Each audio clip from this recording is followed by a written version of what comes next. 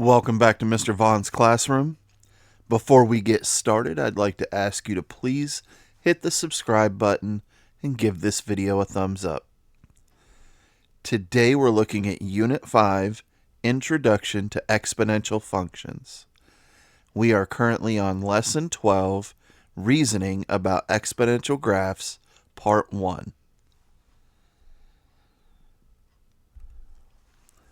The learning goal today says let's study and compare equations and graphs of exponential functions.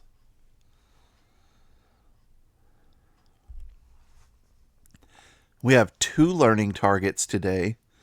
As we work through the practice problems, keep these learning targets in the back of your mind, because at the end of the lesson, we're going to come back and review them and make sure you've learned everything you're supposed to in order to be ready to move forward to the next lesson.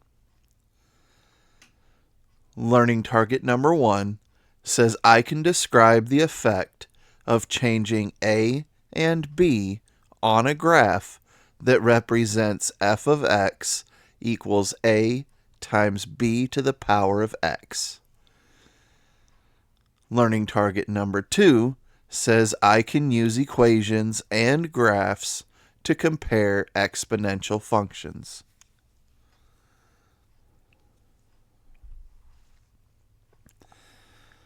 For our glossary terms, we have exponential function. An exponential function is a function that has a constant growth factor. Another way to say this is that it grows by equal factors over equal intervals. For example, f of x equals 2 times 3 to the power of x defines an exponential function. Anytime x increases by 1, f of x increases by a factor of 3. And every time they mention factor, they're talking about the number that you are multiplying by each time. Now we can begin the practice problems for Unit 5, Lesson 12, Reasoning about Exponential Graphs, Part 1. The first practice problem says here are equations defining three exponential functions, f, g, and h.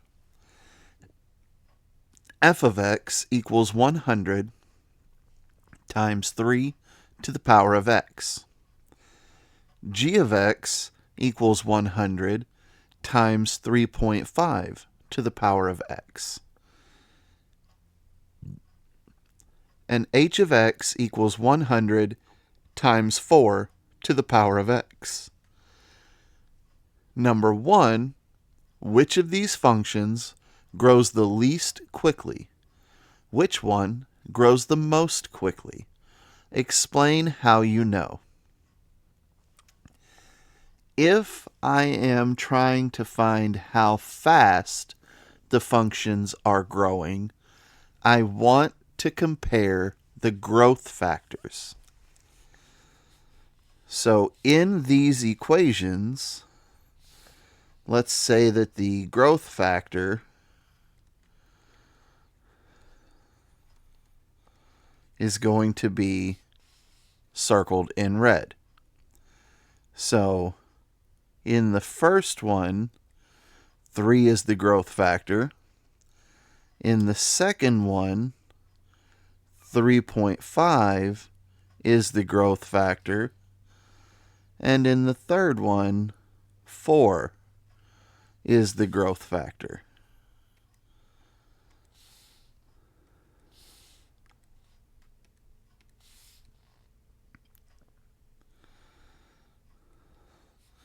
So when we're looking at the growth factor, bigger is faster. So they wanted to know which one was growing least quickly. Well, that means which one is growing the slowest. So we want the smallest growth factor, and that would be f of x.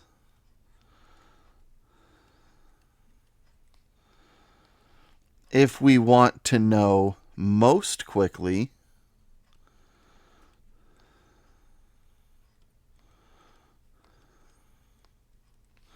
then we would look at h of x, because 4 is the biggest growth factor. So f of x is growing the slowest, h of x is growing the fastest, and that is because when we're looking at a growth factor, bigger is faster.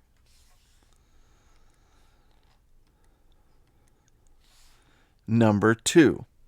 The 3 given graphs represent f, g, and h. Which graph corresponds to each function? If you look at A is growing the quickest. It is getting higher faster, and it has the steeper curve. So A must be h of x, because it grows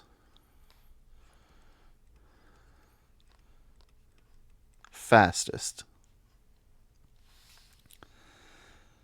Then, if you look on the bottom, we have C.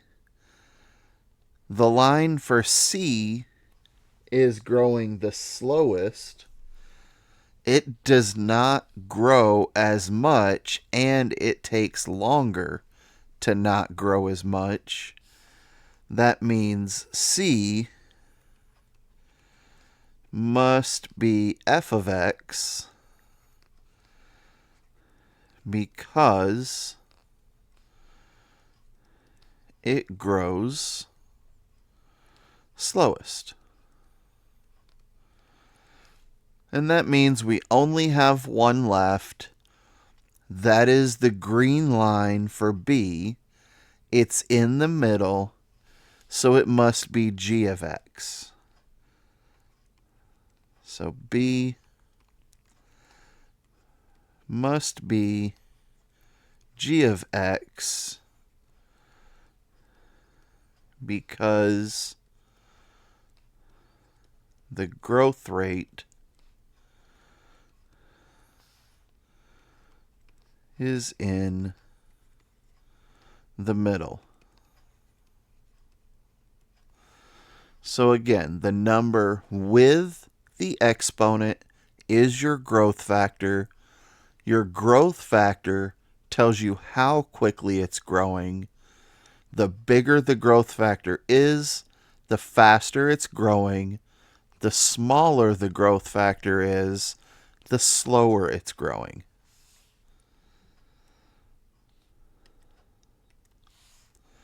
And number 3, why do all graphs share the same intersection point with the vertical axis? Well, if we look at the number that's by itself, we have 100, 100, and 100. This number that is by itself is the initial amount. So the initial amount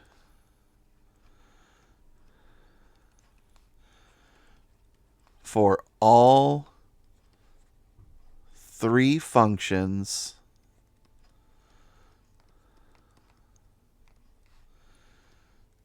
is 100. So when you are comparing the function equations, understand that the number that's by itself is telling you the initial amount.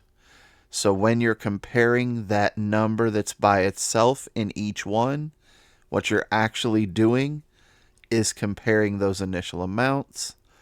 and the number that is with the exponent is your growth factor.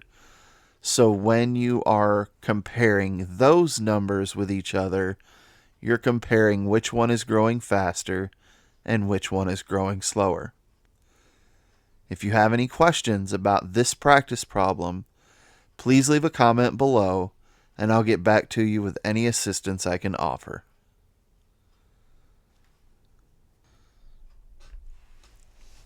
Our next practice problem says here are graphs of 3 exponential equations. Match each equation with its graph. So if we look at the equations they give us, first, notice that the growth factors are the same on all 3. So we can't compare the growth factors. But notice that the initial amounts are what is different. So, for A, we have an initial amount of 20. So if I look up here, the one that has an initial amount of 20 is the red line, which is graph M. So that means A must match number 3.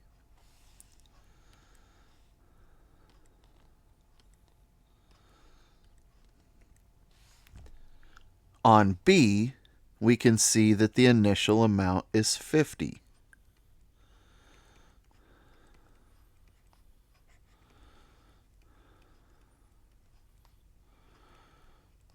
So if I look at my vertical intercepts, the one that happens at 50 is right here on the green line, and that is graph L. That means B matches number 2.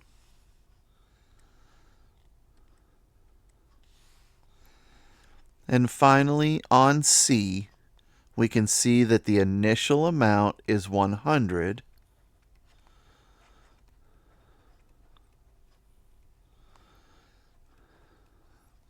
So if I look at my vertical intercepts, the one that happens at 100 is this blue line, which is graph K.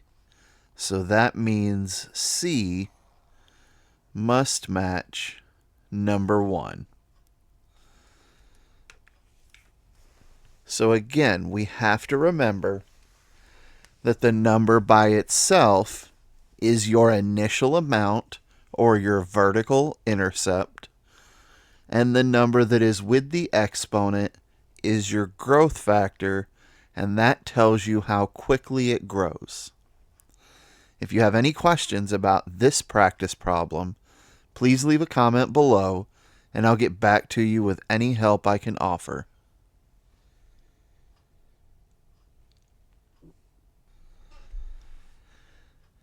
Our next practice problem says the function f is given by f of x equals 160 times 4 over 5 to the power of x, and the function g is given by g of x equals 160 times 1 over 5 to the power of x.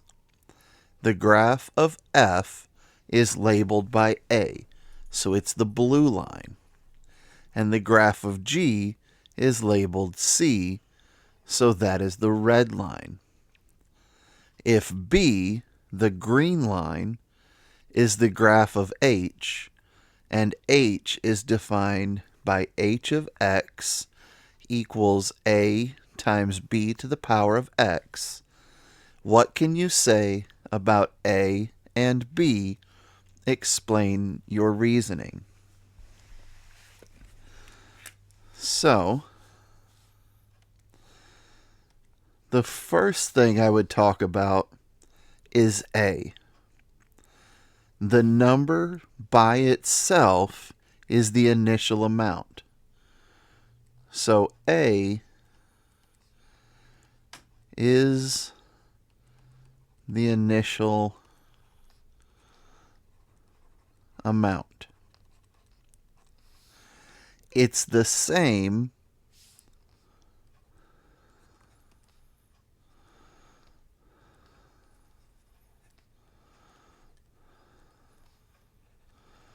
as f of x and g of x. Therefore, A equals 160.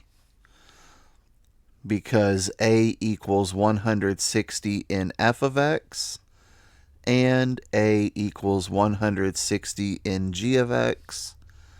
So therefore, right here on the vertical intercept, it also equals 160 for h of x. Now, what can we say about B? Well, what we can say is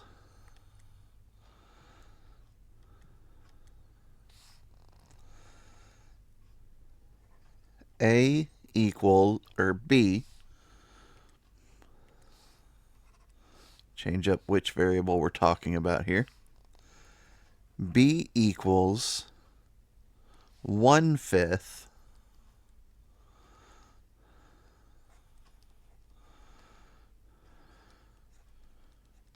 for g of x. And we know that B equals 4/5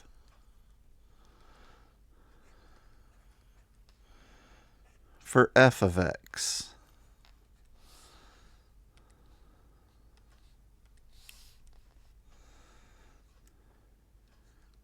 G of x is between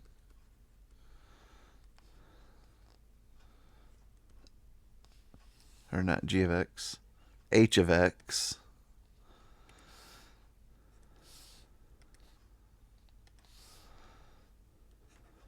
is between f of x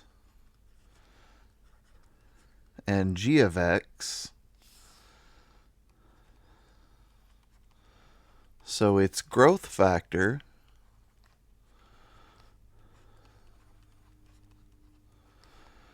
must be between 1/5 and 4/5. This means B, so let me write this differently. We'll say 1/5 is less than B, which is less than 4/5. And we're not going to include either of them, because if we did, then we would be saying that this green line could be on top of the blue line or the red line. So we know that the growth factor for h of x is going to be bigger than 1/5, but we know that it's going to be smaller than 4/5. It's somewhere in between there.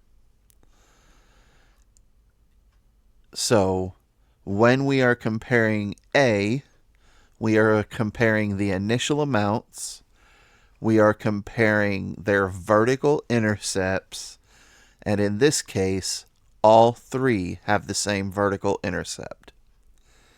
When we are comparing B, we are comparing the growth factor, which is how quickly it is decaying in this instance, because all of them are below 1.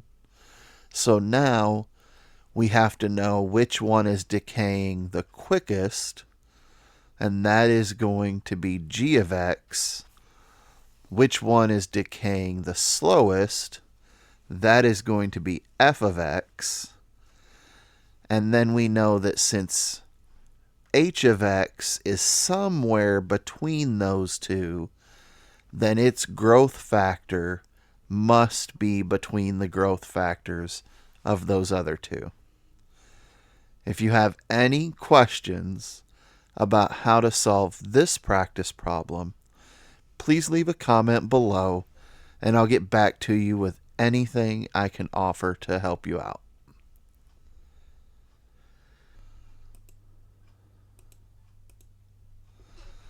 Our last practice problem says here is a graph of y equals 100 times 2 to the power of x. So notice 100 is the number by itself, so that is our vertical intercept.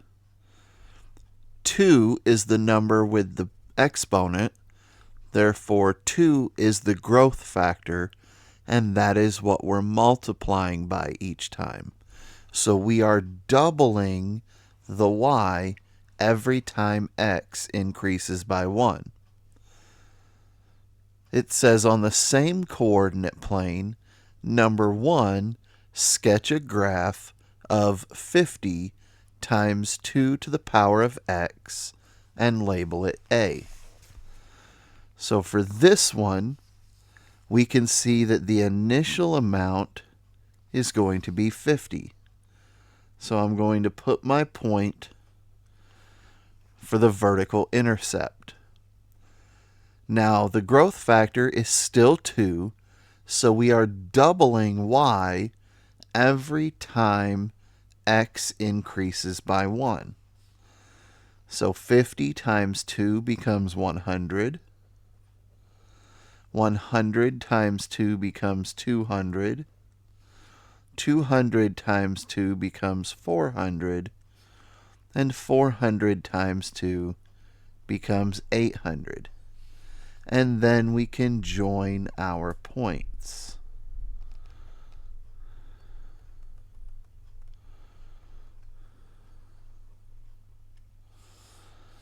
And this would be graph A.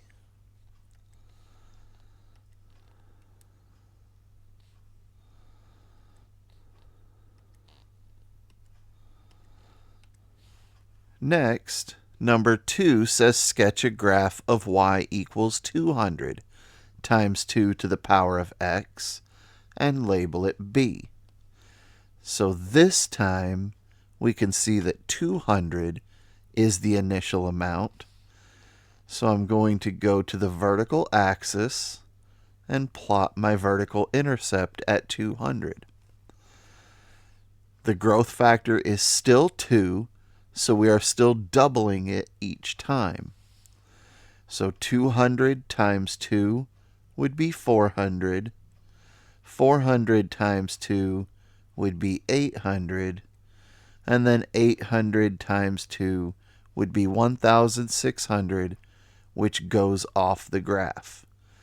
So now we can connect our points.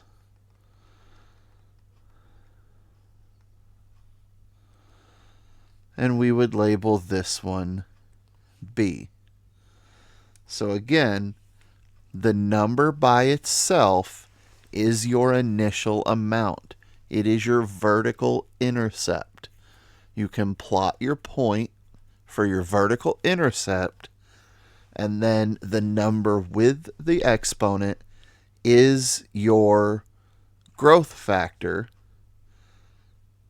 That is what you are multiplying by each time. So every time x increases by 1, you multiply by the growth factor again. Before we finish up, I want to go back and look at the learning targets for today and make sure that you are where you need to be prepared going into the next lesson.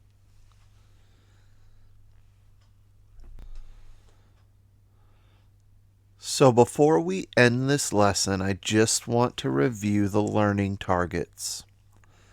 Learning target number 1 says I can describe the effect of changing A and B on a graph that represents f of x equals A times B to the power of x. A is your initial amount. That is your vertical intercept. So if you change A, you are changing the vertical intercept. B is your growth factor. So if you change B, you are changing how fast or how slow your graph is growing or decaying. So if you are multiplying by a b that is greater than 1, then it is exponential growth. And the larger your growth factor, the quicker it's growing. If you are multiplying by a b that is less than 1, then you have exponential decay. And the smaller the growth factor, the quicker the decay. Learning target number 2 says I can use equations and graphs to compare exponential functions. So as you are comparing the equations, if you are comparing the A, you are comparing the initial amounts.